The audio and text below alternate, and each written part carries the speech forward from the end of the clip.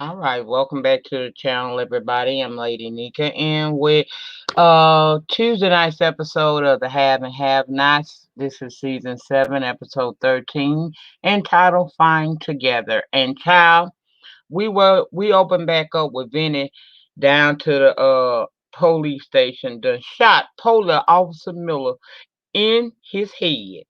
And the officers, we see officers coming out, and Benny still, Benny, not Benny, Benny lied and said that the officer tried to commit suicide right in his face.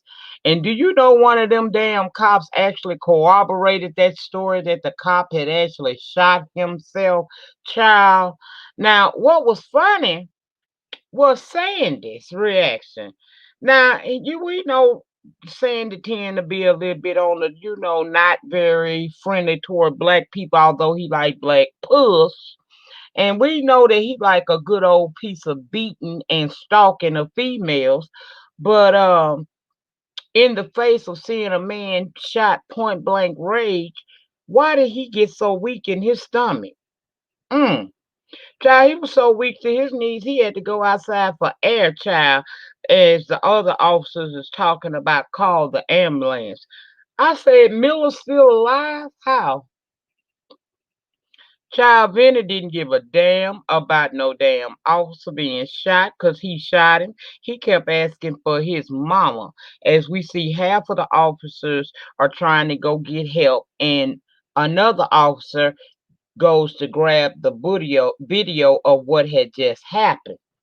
Now, my question is, what the hell are they supposed to see there? Because if I recall what I saw last week, didn't one of them Malone boys cover up the camera so that you don't see Vinny actually shooting these cops, shooting that cop in the head?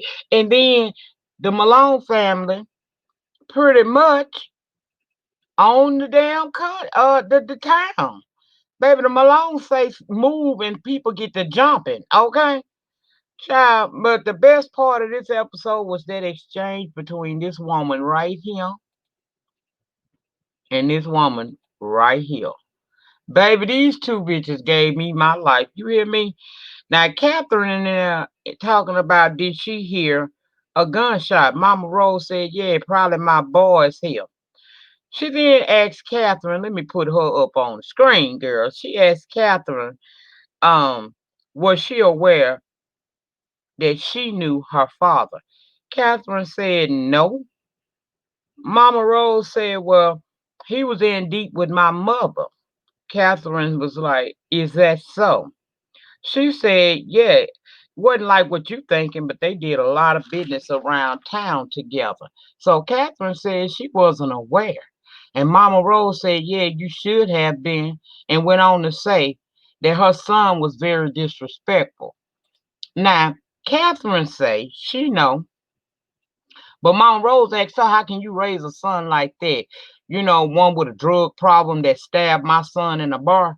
Catherine apologized for it and said Wyatt has issues. Mama Rose said we all got issues, but we don't go around doing what he did.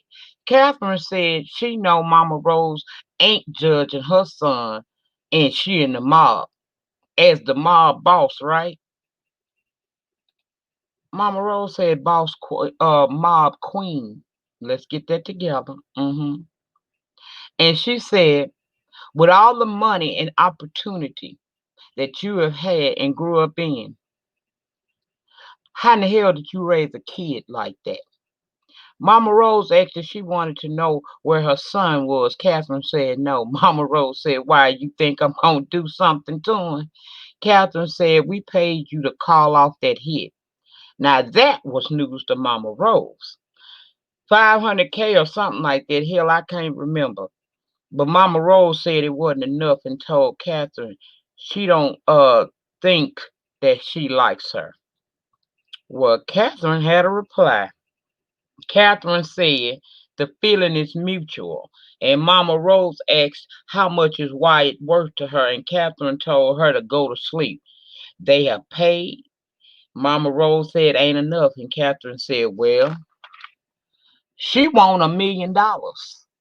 And Catherine said, never gonna get it, never gonna get it. Mama Rose said, he's not worth that. Catherine was over at that point and told Mama Rose that you really don't no, what did she say? At that point, Catherine was over it. Mama Rose said, you really don't know who I am. Catherine said, and you don't know who I am. She said, I'm Mama Rose. And Catherine said, I am my father's daughter, Catherine Hardgrave Cryer. And she said she don't want to go to war with Mama Rose, but she will. Well, Mama Rose said 1,000,000 in 24 hours or Wyatt is dead. And Catherine said, uh, do anything to her son and she gonna get a 3 for 1. She told her, don't think I forgot what you did to Jennifer Salison's body. Baby, Mama Rose said that was just a warm up, and Catherine said, old gray haired bitch, bring it. Mama Rose said the only reason why you ain't gray hair is because of hair dye. She said, I changed my mind. I do like you after all. In fact, the first person I'm gonna kill is your hairdresser. And Catherine made her old gun out of her hand and said, bring it. hmm Now down to the damn hospital. That junky ass Wyatt getting on the nurse's nerves, okay? He hitting the button constantly wanting drugs. The nurse coming in and say, we done gave you medication for pain. Then he said he needed to pee, and she said, well, there go the urinal right there. He claimed he couldn't reach it. So she went to hand it to him, and as she's leaning forward to bring it closer to him, he done snatched a pen out of her pocket. That's so his thinking ass can use it to escape by picking the handcuff lock. Now the next scene confused me because Justin seemed like he trying to turn Madison into the new Jeffrey. He at this man's apartment when he gets home talking about he needed someone to talk to. His brother came to see him and he feeling suicidal. Just Madison said, that ain't got nothing to do with me. And maybe you should seek therapy. There's nothing I can do for you. He said he can't keep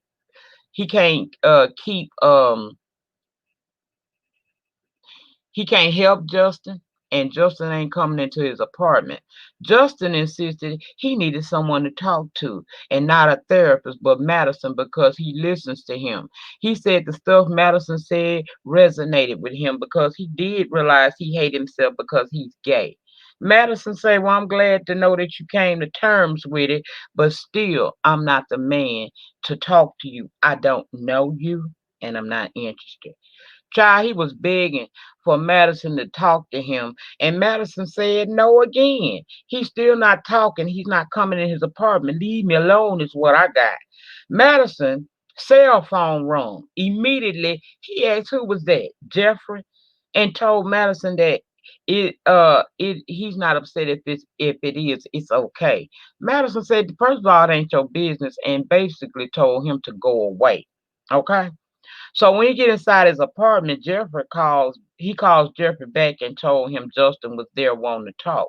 Jeffrey warns Justin is dangerous and don't trust him.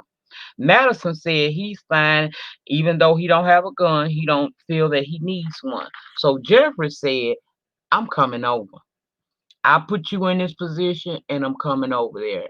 So Madison wanna know, you gonna come over here and put me in some more positions? I said, come through. hmm Now, crackhead Wyatt done made it home, child, from the hospital. He got the gown on, and child, he breaks into the house, not knowing, because he ain't got no key. He didn't know the code. The alarm company called. He faked like he was Jim, but was unable to provide the password, so the police will be coming shortly. The dude had enough time to get in the house, change clothes, probe through his mama's shit, steal her jewelry, a checkbook, some keys before the police even arrived. So what kind of damn police is that damn town got? Child. Now over at David, Jeffrey headed out to go over to Madison, sees his dad downstairs and asked everything was good. He said yes. Then David asked him where he was going. He said over to Madison. David said, but he just left, but oh, okay. Jeffrey asked if it was a problem. David said no, but you are using those condoms, right? Jeffrey said yes and asked David did he feel that he was moving too fast. David said no. And no, he wasn't thinking about Madison. He was actually thinking about this trick outside. That one right there. Uh-huh. She outside named Alyssa that claims that she's a friend of Erica that came through to show him a video of Erica apologizing to him. Apparently she made that before her death, right? Jeffrey confused. Well, if she is a friend of Erica and came to show the video as she promised Erica she would, why is she still here? David said she wants to sleep with me. Apparently, Erica told her about me, and David said he not entertaining sleeping with her, but he curious about how much she really knows. And Jeffrey advised him to let it go. David said he would and encouraged Jeffrey to go on and see Madison. I'm gonna leave it alone. David walked Jeffrey out and asked his security, Leo, why was old girl still on the property? Leo said, well, she's not actually on the property, she on the sidewalk.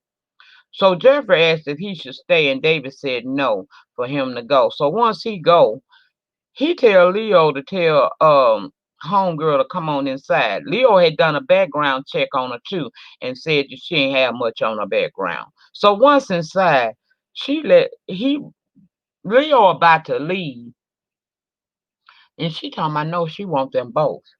David asked how old is she, and Leo says she 29. Alyssa asked how you know. He said he just does, and he left. Child, she started trying to undress so that he can check her, and he stopped her and wanted to know why she there. She said to take Erica's place because Erica told her about all the things that David did for her, how he took care of her, and she wants to take Erica's place because she trained Erica. David still not settled. He said, okay, let's go for a ride. So they leave out to go for a ride. Now, Mitch and Candace make it back to Hannah's, and Benny comes outside and asks what did they do to, what did she do to their mom? She explained that they made her leave and that she's pretty pissed, but she's not hurt. Benny is off to find out more about this Derek, and he didn't bother to tell Candace where he was going. But I figured from last week he was going to Veronica's. Candace explained who Derek was to Mitch and why Benny looking for him.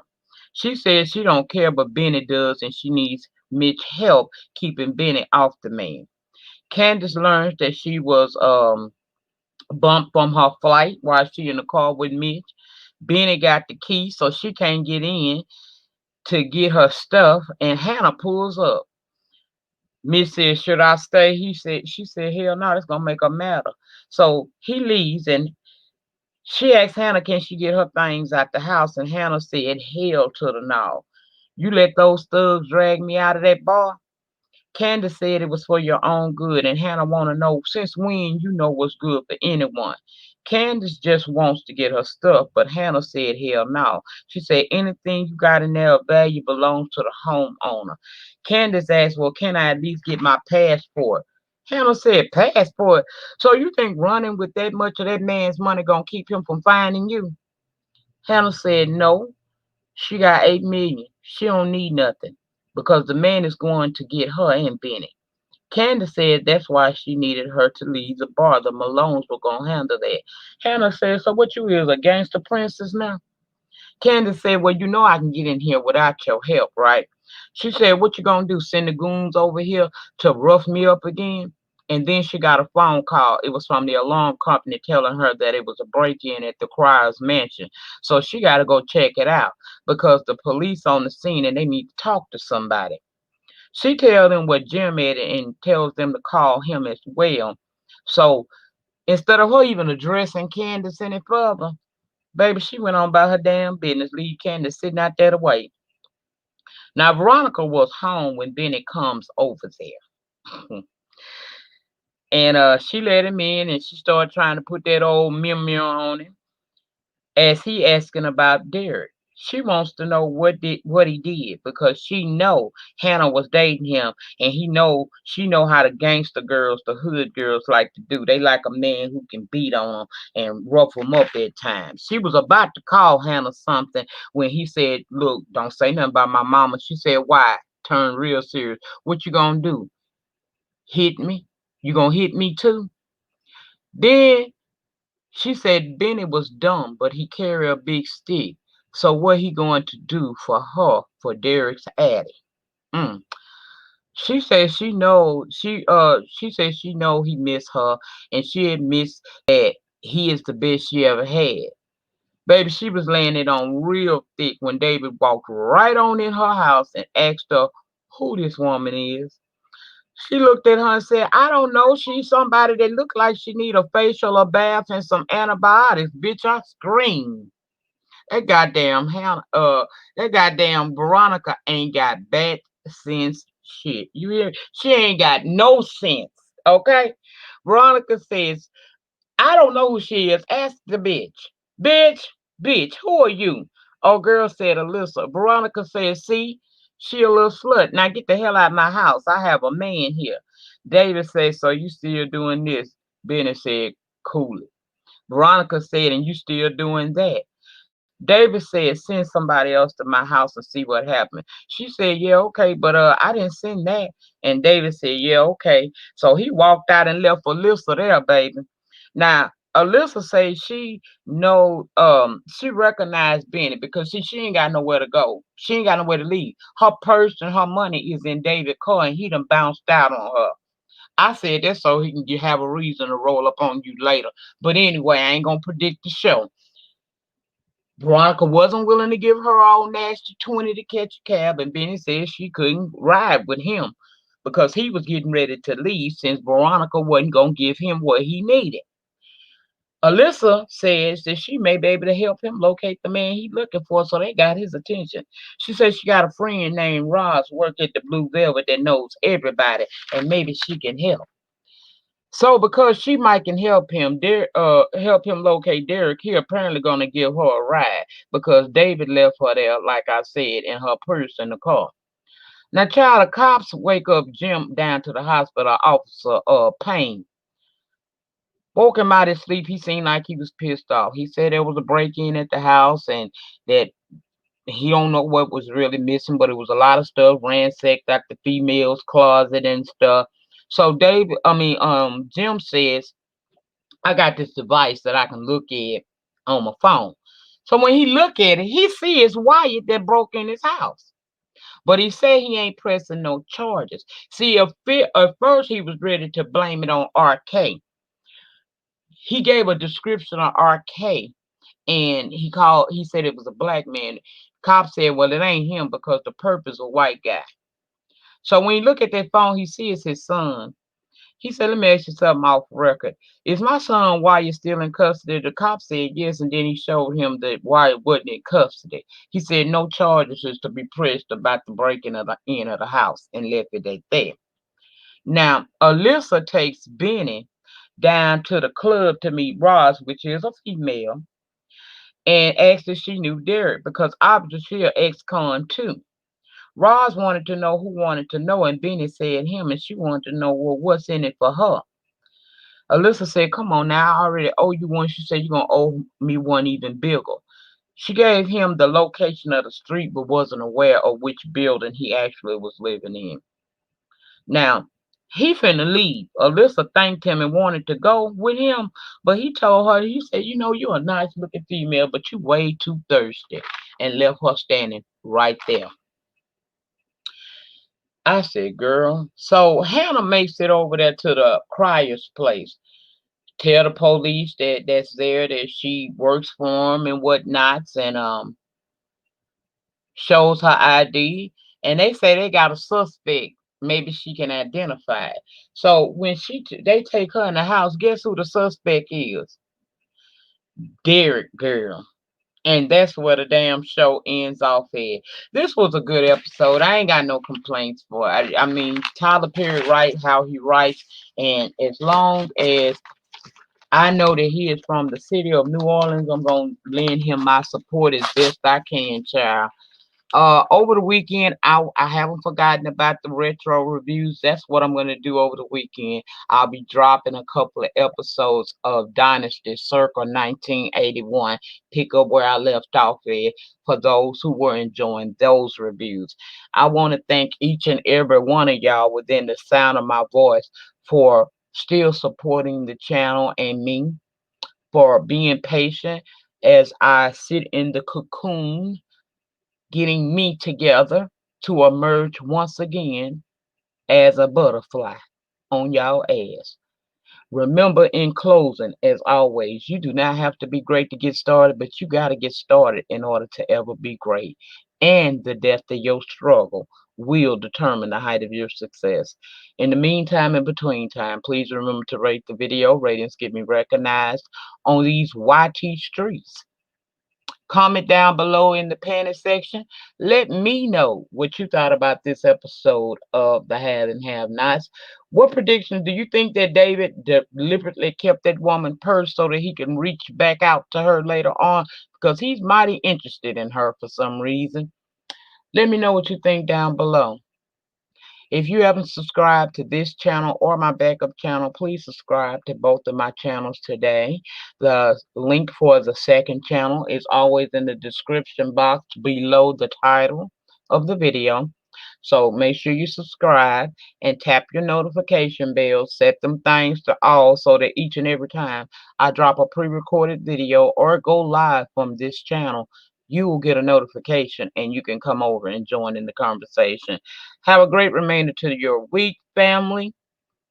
Don't let them stress you out, and be on the lookout for those who enjoyed Dynasty back in 1981 for the retro reviews throughout the weekend. I don't know when I'm going to drop them, but it's going to be throughout the weekend, and maybe I can slide a live in there, but I don't want to do too much because I want to heal so I can come back to y'all 100%. Okay? So have a good one, peeps. I will see you on the next one. And I'm out. Peace.